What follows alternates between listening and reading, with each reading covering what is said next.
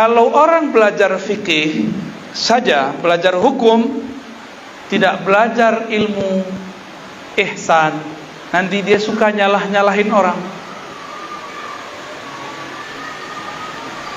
Kalau dia mazhab Syafi'i, dia bilang sah batal, sah batal. Kalau dia anti mazhab, dia ngomong sunnah, bid'ah, ini bid'ah, ini batil. Ilmu ihsan ini bukan ilmu fisik. Fisik tadi fikih. Ilmu iman ke akal, masuk ke kolbu, sampai kolbu berhenti. Ihsan ujung kolbu terus ke dalam ruh. Dulu saya keliru, saya mengira ihsan itu hanya di kolbu, ternyata dia tembus sampai ke dalam ruh. Itu dua hal yang berbeda. Al-ihsan ini melahirkan ilmu, namanya tasawuf, dan itu disepakati sejak abad kedua, ketiga Hijriah sampai sekarang. Berarti tasawuf istilah yang sudah muncul di zaman salafus saleh. Oh, ustaz, buya, kiai, syekh, ente mazhabnya Syafi'i, imam ente Syafi'i bilang siapa yang sufi di pagi hari, dungu di siang hari atau sore hari. Lah itu kan baru satu riwayat. Ente ngerti nggak maksudnya apa? Maksudnya tidak seperti yang dipelintir oleh mereka. Imam Syafi'i di kalam yang lain justru memuji para sufi. Berarti yang dia maksud sufi tadi siapa? Orang yang menggunakan simbol-simbol sufi untuk bermalas-malasan.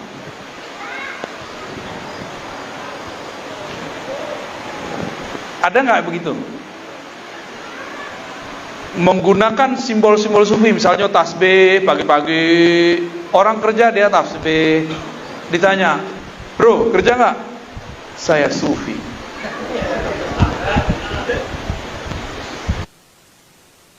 Tunggu dulu, jangan suuzon sama yang begitu. Imam Abu Yazid menegur orang yang suuzon sama ahli zikir.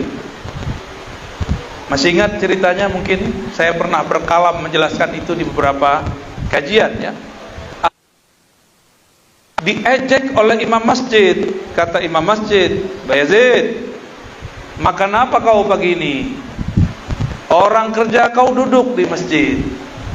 Orang kerjanya tasbih. Tasbih. Kata si, apa kata Bu Yazid? Ya Rabb, solatku tidak sah. Masa imamku tidak percaya bahwa Allah memberikan rezeki kepada orang yang bekerja dan berzikir? Diulang. Tadi ya, bisa kualat atau Abu Yazid asli sufi, kolbunya tidak nyangkut kepada duit, maka dia duduk di masjid hanya memikirkan. Lain dengan orang zahirnya berzikir, dalamnya pitih-pitih, kepeng. Tasawuf sudah ada semenjak namanya abad kedua Hijriah. Lalu di abad ketiga Hijriah muncul tokoh-tokohnya lebih banyak lagi. Ada namanya Imam Ma'ruf Al-Qarqi. Imam Ma'ruf Al-Qarqi berguru kepada Habib Al-Ujaimi. Beliau berguru kepada Hasan Al-Basri daripada Ali bin Abi Talib karamallahu wajhah. Karena kebanyakan tarekat sufi bersumber dari Sayyidina Ali, dituduhlah oleh kelompok yang benci kepada Sayyidina Ali bahwa tarekat sufi adalah Syiah. Hati-hati. Jadi mereka kalau kita sebut nama Ali, mereka benci. Padahal hubbu Ali minal iman, cinta Ali bagian dari iman. Sebagaimana hubbul ansar minal iman, mencintai kaum Ansar bagian dari iman. Kenapa? Ali, Ansar, Abu Bakar, Umar, Utsman, sahabat Rasulullah, mencintai sahabat Nabi iman. Tapi mereka kita sebut silsilah kita kepada Sayyidina Ali, mereka marah.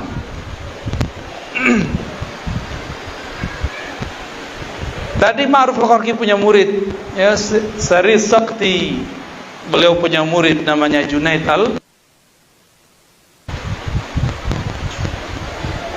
Al-Baghdadi. Inilah kemudian yang disebut Sayyid At-Taifah. Beliau lebih muda daripada Imam Yazid, wafat sama dengan Imam Muslim, Sahih Muslim tahun 261. Salaf bukan. Salaf itu ujungnya 300. Imam Abu Yazid wafat tahun 261. Beliau imam dalam thariqat Naqsyabandiyah, Khalwatiyah, Surawardiyah, Idrisiyah, dan thariqat yang lain. Imam Junaid itu juga imam dalam beberapa thariqat Syaziliyah dan lain-lainnya, Idrisiyah, Ba'lawiyah dan lain-lainnya. Dijadikan imam.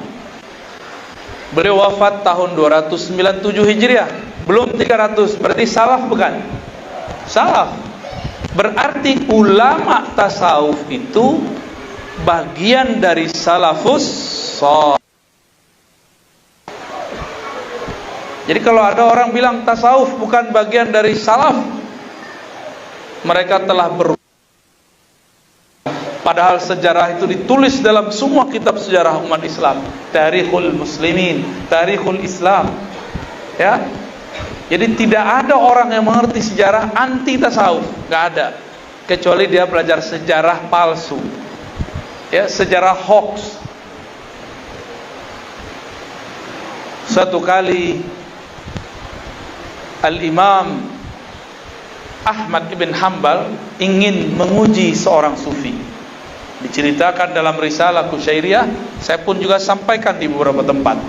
Mungkin antum nanti bisa dengarkan di tempat yang lain. Imam Ahmad bin Hanbal sedang berdiskusi dengan Imam Syafi'i. Apa kata Imam Ahmad bin Hanbal? Beliau menghafal ratusan ribu hadis. Bahkan di riwayat Imam Bukhari dikatakan dia hafal 500 juta hadis. 500 juta berapa tuh? Di riwayat yang lain 1 juta hadis. Tapi yang sahih 500 ribu. Beliau zamannya mana dalilnya kan? Imam Ahmad. Jadi yang ngomong mana dalilnya itu Imam Ahmad bin Hanbal versi muda. Sebelum beliau kemudian diskusi banyak dengan Imam Syafi'i. Lewatlah seorang sufi ahli zikir. Qalbunya tetap berkoneksi dengan Allah Subhanahu wa taala. Merasa dipandang oleh Allah Subhanahu wa taala. Qalbunya terus menyebut nama Allah, Allah. Tiba-tiba Imam Ahmad sapa, "Hei sufi, ta'al, kemarilah engkau. Saya hendak menanyamu beberapa hal." Apa pertanyaan Imam Ahmad bin Hanbal? Apa pandanganmu wahai sufi, jika ada seseorang ketika sholat zuhur dia lupa rakaatnya 4 atau 3? Dijawablah oleh imam, bukan imam, sufi, ini baru level biasa dia. Kata si sufi, "Wahai Ahmad," Imam Ahmad di panggilan akrabnya Abu Abdillah. "Wahai Abu Abdillah, jika seorang hamba lalai, lupa dia sholatnya 2, 3 atau 4 rakaat, berarti kolbunya tidak terhubung kepada yang menggerak. Harus diajarkan cara mengenal kolbu dan berzikir kepada Allah di dalam kolbu." Imam Ahmad mendengarkan itu langsung pingsan, fakharra, ya, langsung sa'iqa, jatuh. Dia sadar. Imam Syafi'i colek, "Apa kataku?" Kata Imam Syafi'i tadi, "Kalau ada sufi lewat jangan kamu uji-uji, kebakar tar, ya." Dulu ngujinya begitu, kalau sekarang ngujinya lain. Ngujinya pakai batin. Hati-hati antum, ya, bisa mental. Ngambil berkah boleh, nguji-nguji jangan, ya. Husnuzon wajib, suuzon haram. Paham?